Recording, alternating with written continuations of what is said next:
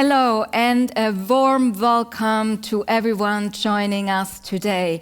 As you heard already in the introduction, this is a very unique format you are joining today, as we have a number of sessions throughout the day where we provide you with EY insights on key trends. So please feel free to join as many of them as you want, even if you have not registered. And I'm delighted that you're joining our first session this morning about the S/4HANA journey and 10 things to consider before, during, and after. And I'm very happy that I have two distinct S/4HANA experts with me this morning. So please join me in welcoming Susan and Alexei. Good morning. Morning, Gabriela. Hello. So before we dive into the topic, I think it would be nice if you introduce yourself, about your role and background. So Susan, may I ask you ladies first? Thank you very much. Thrilled to be here. I've been with SAP, probably working in SAP around 25 years. And so SAP transformations and ERP transformations have been the bread butter of what I've been doing. I started my career in industry as a manufacturing product engineer, and I think that brings with it the ability to talk about the manufacturing processes and how we work through there. So really happy to be here. I'm passionate about SAP and data and manufacturing and of course M&A, because it all ties together. Thank you for having me. Thank you, Susan. Alexei, your turn. Thanks, Gabriela. So myself, having similar experience of 25 years of implementing SAP solutions for large and smaller multinational life science, consumer and manufacturing companies. Switzerland have been my home for the last 17 years, and since 4 years I'm leading the SAP practice of EY in Switzerland. Great, so it seems like we have the right experts with us. And for the audience online, we encourage you to ask questions at any time by using the chat functions. We will address your questions at the end of this session, so please ask them as they come to your mind. And Alexei, recently I'm hearing that SAP is considerably changing. Can you say a little bit more about their product and service changes? Of course. So in this generation of a product, SAP brings to its clients, cloud-native, AI-ready, modern tool, right? With modern architecture, modern structure, modern connectivity, and some advanced functionalities as well. So in certain areas, there were significant improvements.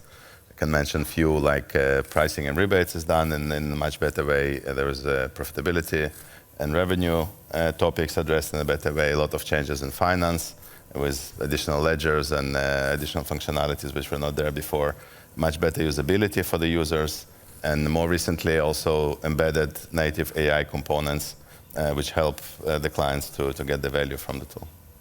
Yeah, and Susan, given the fact that SAP plans to discontinue ECC by 2027, which is rather approaching soon, what are some of the implications that companies can expect from that?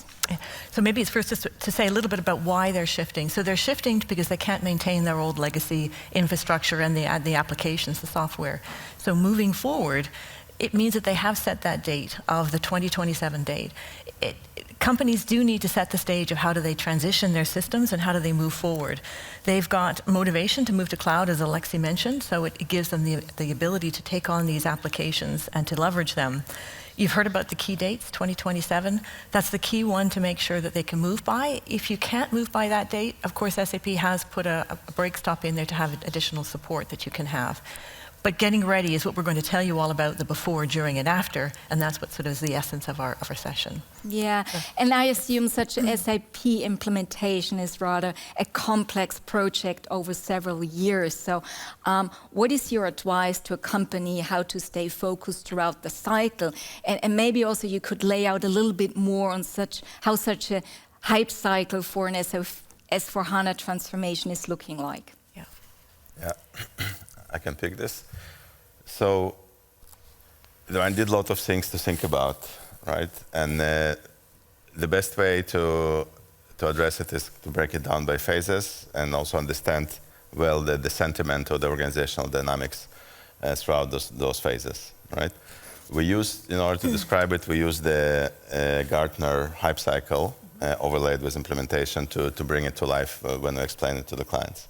So when you start such a project, there is a hype of inflated expectations, right? Companies were waiting for this project for many years. It's once a generation implementation, it's big. They expect many, many, many things to come there, and everyone is excited and the expectations are inflated. And then when the build and test, the implementation itself kicks in, constraints are coming, organizational limitations, budget limitations, time limitations, and then there is a dip of disillusionment, as they call it. It's a very important point in the project to keep going, to keep focused, to keep the eye on the ball, right? Because then later it resurfaces back with some more confidence, some more adoption, some additional features, and then the companies kind of go back to room temperature, in terms of the sentiment and the value realization.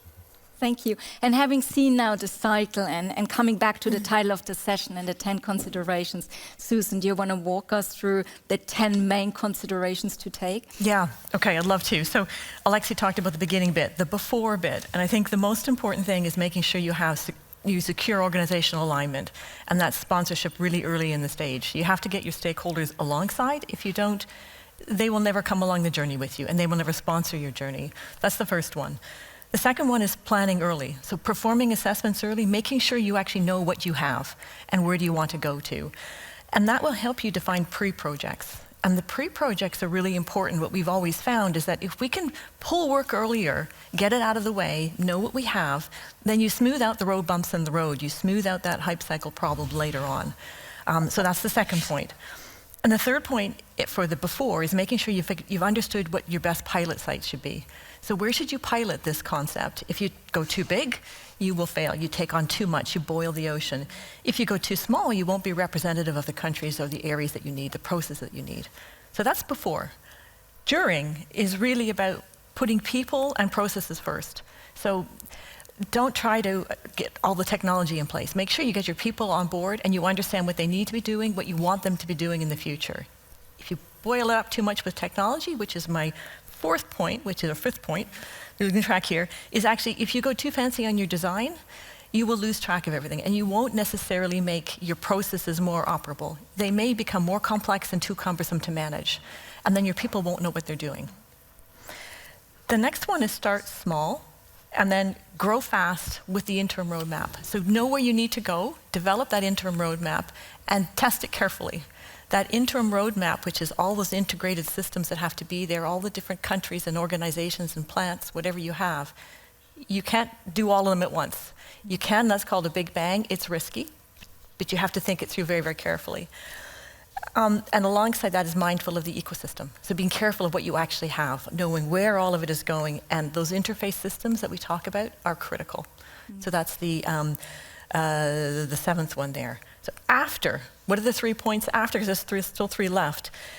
And actually everything that everyone is expecting afterwards, which is the value that you're going to achieve, which is the business operations as BAU operating as properly, and clean data operating. I hate to say this, but all of those 3 things you need to have thought about before. So before and during. And if you get those things right before and during, your afterwards will fall into place properly. It'll take care of itself. Yeah. Make sense? It makes sense. And based on your experience, Susan, if you fail or miss one of these points, what happens? I'm going to pass that to Alexi. Sometimes it happens. These are complex projects. There are dynamics in the organization, there are dynamics in the programs. And when they don't consider properly all of those points, the point in the program may come when the program will hit the wall. Right? They will start deviating from cost, it will start deviating from solution acceptance or adoption, it will start deviating from value case and effort, and the organization will in those cases typically reset or pause the program and reset the program. Change direction, change the scope, change duration, and those moments are expensive, right? You lose time, you don't realize your value as quick as you wanted, and they also jeopardize the program credibility or program branding, right? So these are things we try to advise our clients to avoid. Yeah, and coming back to the 10 points, I would really like to pick on point number 8. You said that the value and making sure you have a robust business case is very important. So why is it having a business case and considering how to realize the value throughout the transformation process so important?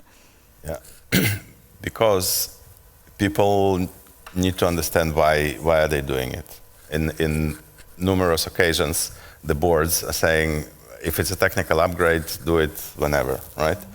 It's not our core business to do the technical upgrades, right? So they try, even with the technical flavor of the upgrade of the system, they try to realize value for the organization.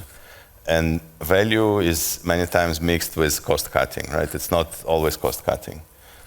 Because the real value, the true value is getting new capabilities to the organization to enable the organization to perform better in number of those capabilities, right? Getting AI capabilities, getting measurable business KPIs improved, like customer satisfaction, on time and full deliveries, stock transparency, right? It's not always about cost cutting. Yeah. But these things, looping back to your question, these things drastically improve adoption and sentiment towards the program. Yeah, and obviously the burning question is how EY can help to smooth some of this hype cycle in the transformation process.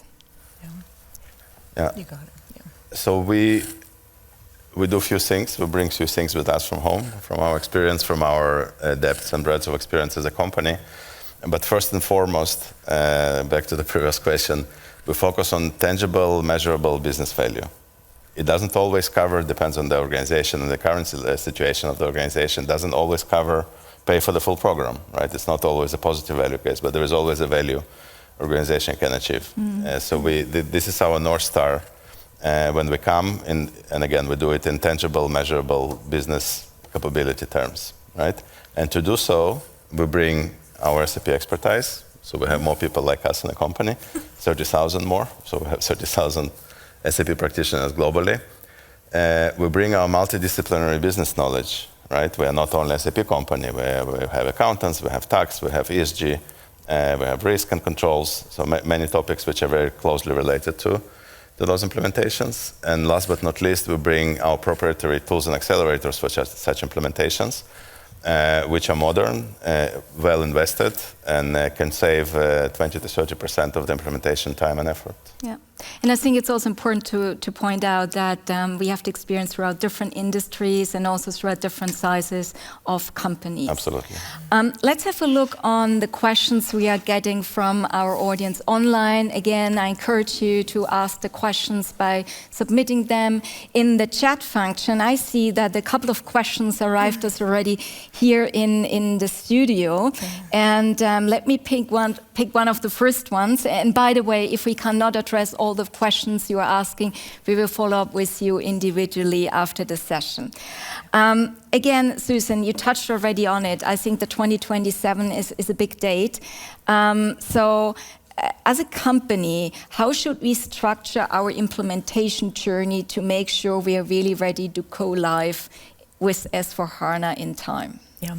So I mentioned already the importance of the pre-projects. Getting the pre-projects understood, what we can actually get out of the way or start running while we're setting up the governance models of our program.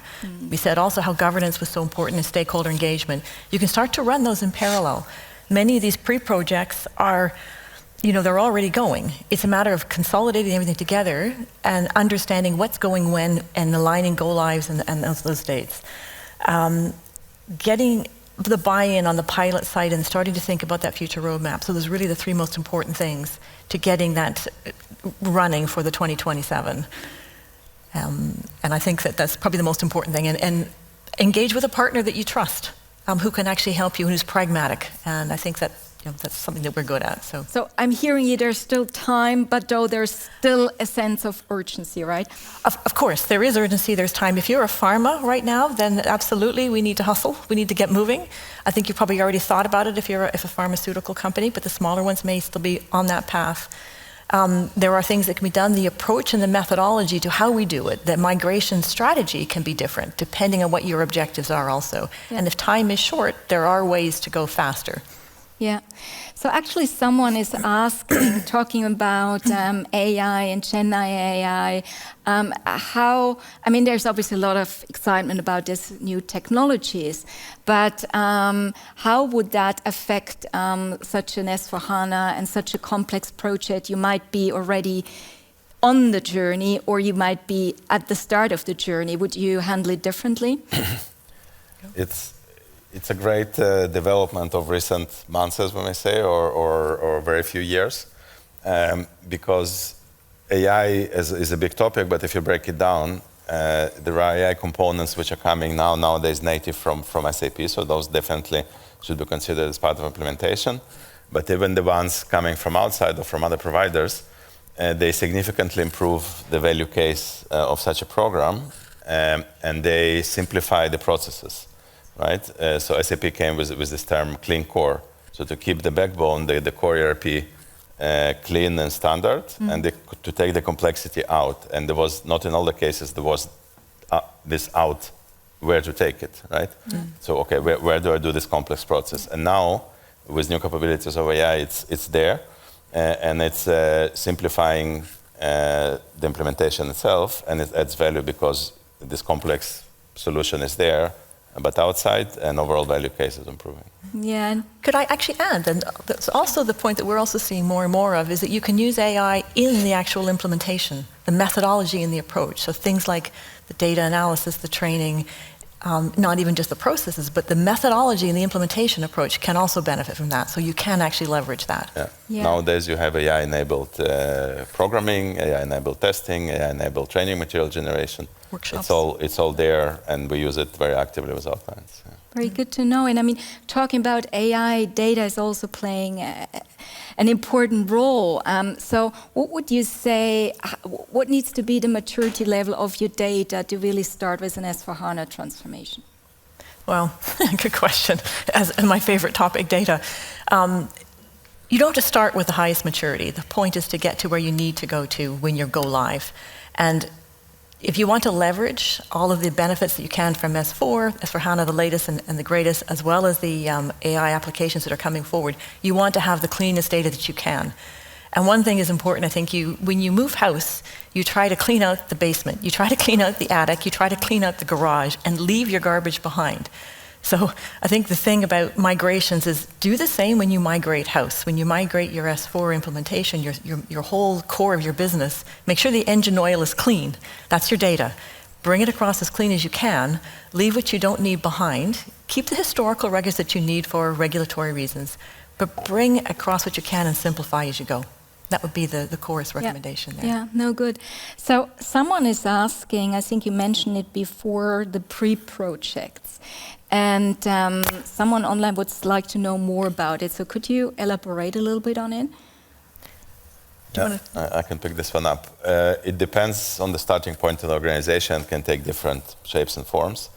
There are things which most of the clients have to do and haven't done yet, but have to do because it's coming as a technical prerequisite from S4HANA itself. For example, consolidating customers and vendors, operating on new GL if you talk about finance, which is a different concept in S4HANA.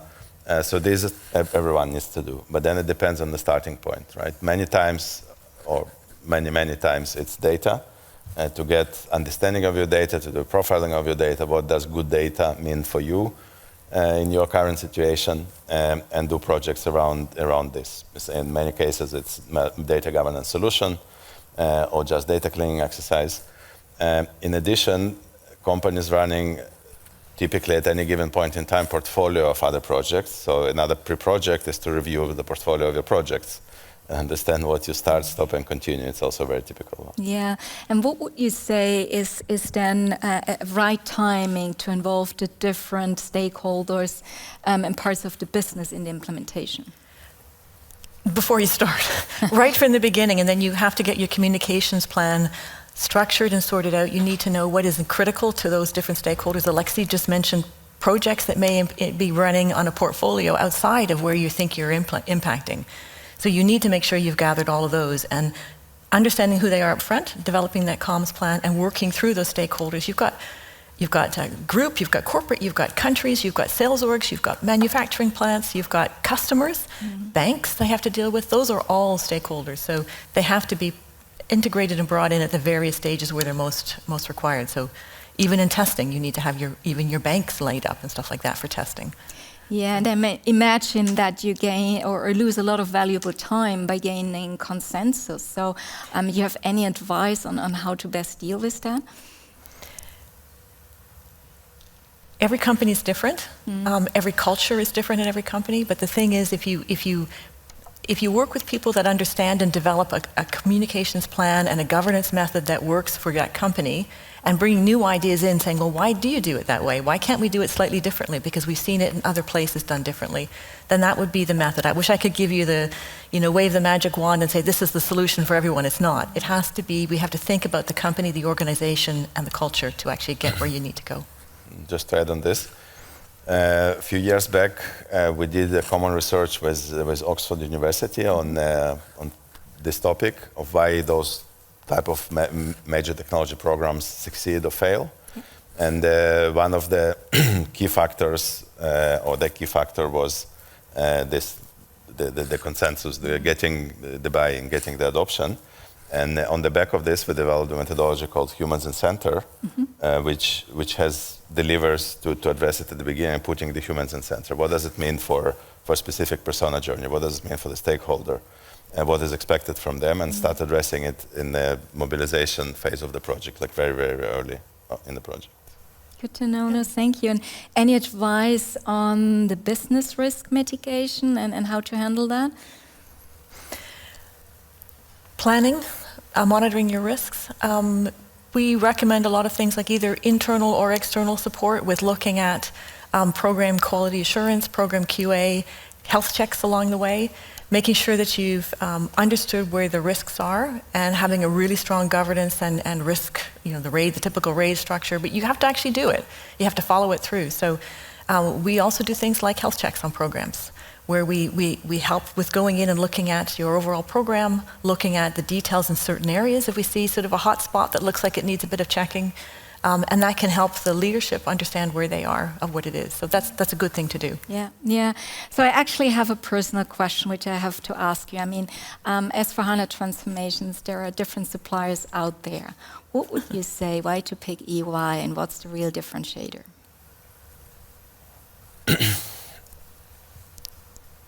There are a number of things. I hope. First is our experience and our passion for SAP, for innovation, for business failure. Second is a multidisciplinary view, as I mentioned before, because it's never only technology. You touch all the areas, and you're the experts in many places on the globe, typically, or even in the local implementation to address those points. It's the humans in center methodology, right? I mentioned earlier, because it's proven to increase the adoption and the success rate of the projects drastically. It's the fact we are one of the most, or considered by SAP as one of the most reliable and most innovative partners, with least amount of escalations by SAP. And we can define and realize the value for the clients. Very, very, very good. And I think that's a very strong statement as we are unfortunately approaching the end of this session. So Susan, Alexei, very much thank you for giving us all these insights. And for the audience online, I would like to highlight our next session, which is starting at 10:15. We will cover the topic about aligning business and people strategy and how a skill-centric approach can help. We really encourage you to joining that session, even if you have not registered. It starts at 10:15. Thank you very much for joining this session. We hope you enjoyed it. Hope to see you later on during the day. So have a good day and bye for now.